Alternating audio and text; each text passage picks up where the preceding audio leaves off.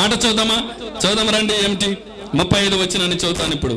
29వ అధ్యాయం దినవృత్తాంతాల 2వ గ్రంథం 29వ అధ్యాయం 35 వచనం. సమాధాన బలి పశువుల క్రొవ్వును, దహన బలి పశువుల దహన బలులను, ఏర్పడిన పానార్పలను సమృద్ధిగా వండిను. చదవండి మాట. ఇలాగున యెహోవా మందిర సేవ క్రమముగా జరిగేను. ఎలా చెప్తారా అందరూ? మన సంఘాల్లో క్రమం ఉందా? క్రమమైన పద్ధతి. క్రమముగా మందిరానికి వచ్చేది ఎప్పుడు? పాటలన్నీ అయిపోయిన తర్వాత కొంతమంది వస్తే, ఆరాధన అయిపోయిన తర్వాత కొంతమంది వస్తే, ఆమెనంటప్పుడు కొంతమంది వస్తే. ఎఫెసీ రాసిన పత్రిక 5వ అధ్యాయం 15వ వచనాన్ని చూడండి. 15వ వచనం ఎఫెసీ రాసిన పత్రిక 5వ అధ్యాయం 15వ వచనాన్ని చూడండి. ఏమని వ్రాయబడింది అక్కడ? దినములు చెడ్డవి గనక మీరు సమయమును పోనీయక సద్వినియోగము చేసుకొనుచు అజ్ఞానుల వలె కాక జ్ఞానుల వలె చాలా సమయాన్ని సద్వినియోగము చేసుకొనుచు అజ్ఞానుల వలె కాక జ్ఞానుల వలె. సమయాన్ని వృధా చేస్తున్నావంటే నువ్వు అజ్ఞానుడు అని అర్థం. అజ్ఞానుడు అని అర్థం.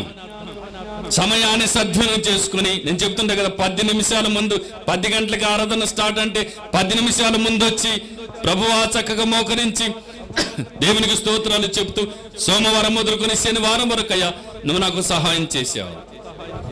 నా పనులలో, ప్రయాణంలో, కార్యక్రమాల్లో రాత్రైనా పగలైనా నాకు సహాయం చేశావు అయ్యా. నీ మందిరానికి రోజు నడిపించుకున్నావు. మనస్ఫూర్తిగా నేను స్తుతిస్తున్నానని 10 నిమిషాలు దేవుని సందు మోకరించి 2 చేతులు పైకెత్తి ఆరాధన చేసి అలా కూర్చొని స్టార్టింగ్ నుండి అయిపోయేంత వరకు కూర్చో. నువ్వు దాని ఆనందమే వేరు, దాని ఆశీర్వాదమే వేరు. మధ్యన వచ్చిన వానికి ఏం జరుగుతుందండి? మధ్యన వచ్చిన వానికి ఏం ప్రతిఫలం దొరుకుతుంది? అందుకే నేను చెప్తాను మా చర్చ సభ్యులకు, నువ్వు దేనికైనా లేట్ వెళ్ళొచ్చు కానీ మందిరానికి మాత్రం లేట్ రావద్దు. చాలాసార్లు 2-3 సార్లు నేను మందిర తలుపు మూసేసానంతే.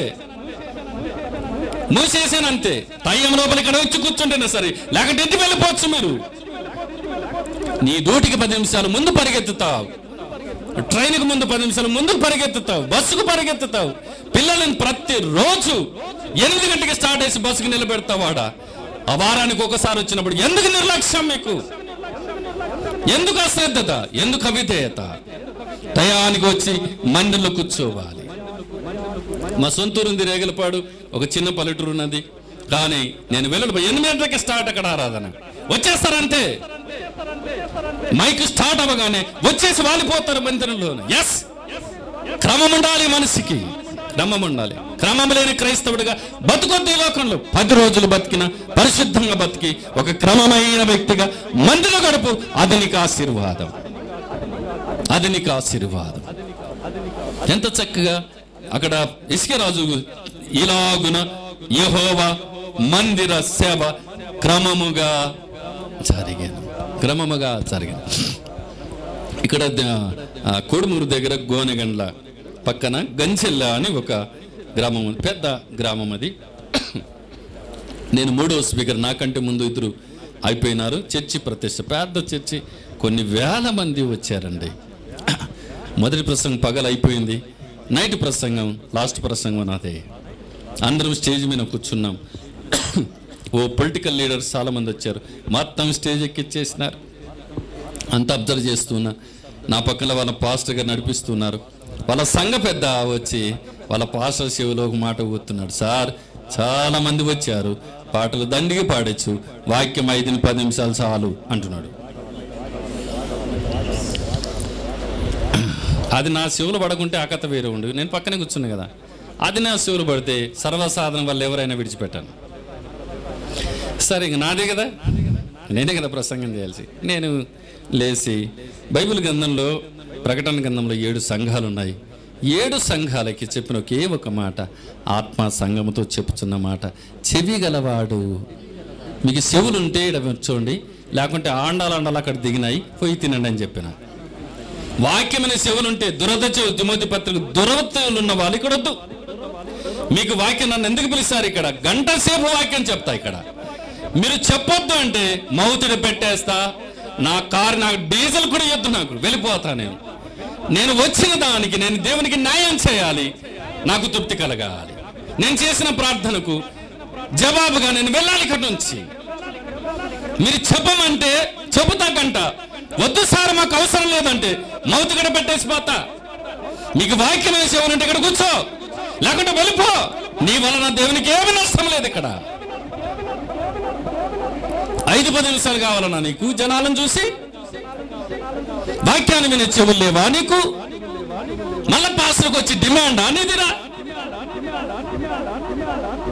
గంట సేపు చెప్తా, ఎవరైనా సరే వద్దంటే పెట్టిపోతాను, చెప్పమంటే చెప్తా, వద్దంటే వెళ్ళిపోతా. బాధ్యుడవు నువ్వే, బాధ్యుడవు నువ్వే. ఆ సంఘ పెద్ద కుర్చీ తీసుకొని లాస్ట్కి పోయి కూర్చోసి కూర్చున్నాడుగా, మందిలో కూర్చోలేగా. మా అత్త కుర్చీ ఎత్తున్నాడుగా, కుర్చీ ఎత్తమా చూస్తున్నా నా మంచిని. వాక్యమైన చెవులుంటే ఇక్కడ కూర్చో, ఆండాలు అక్కడ దిగినాయి, పోయి తిరిగిపో, తిరిగి పండుకోపో. నీ వలన దేవునికి ఏం నష్టం లేదు ఇక్కడ. గంట 10 నిమిషాలు చెప్పండి, కిక్కు అనలు అక్కడ. ఎస్, వాక్యం లేని ఆరాధన ఏంటండి? వాక్యం లేని మీటింగ్లు ఎందుకు? వాక్యం లేని ప్రతిష్టతలు ఎందుకు? సోదరులారా, క్రమముగా జరిగించు. ఎంత బాగుంటుందో. రాజుల 2వ గ్రంథము 18 నుండి, అలాగే యెషయా గ్రంథము 37-30 నుండి, దినవృత్తాంతాల 2వ గ్రంథం 29. హిజ్కియా రాజుని గురించే రాజ్యం ఉంటుంది. అవన్నీ చదవండి, మీకు అర్థమవుతుంది అసలు అతని గురించినటువంటి ఆలోచనలు. ఎంత క్రమముగా పెట్టాడండి హిజ్కియా. నేను కూడా 20 సంవత్సరాల వయసులోనే పరిచయకు వచ్చా. 93 సంవత్సరం మార్చి నెల 23వ తారీఖున రాజమండ్రి బైబిల్ కాలేజీలో ఉపవాసం ఉండి నా పాప జీవితాన్ని ప్రభు దగ్గర ఒప్పేసుకొని నీ పరిచర్య చేస్తానని ప్రామిస్ చేసుకొని 93వ సంవత్సరం జూన్ నెల 19వ తారీఖున శనివారం ఉదయం 10:45 నిమిషాలకు గోదావరి నదిలో నేను బాప్తిసం తీసుకొని నా జీవితాన్ని సమర్పించుకున్న 20 సంవత్సరాల వయసులో ఇప్పుడు నాకు 50 సంవత్సరాలు కంప్లీట్ అయిపోయింది, 51 నడుస్తూ ఉంది. కనుక ఇలా చెప్పండి, హిజ్కియా రాజు 25 సంవత్సరాల వయసులో దేవుని మందిర సేవ పని జరిగించి అతడు వర్తిలేను. దేవుని మందిర సేవ క్రమముగా జరిగించను. క్రమము తప్పితే అక్రమము.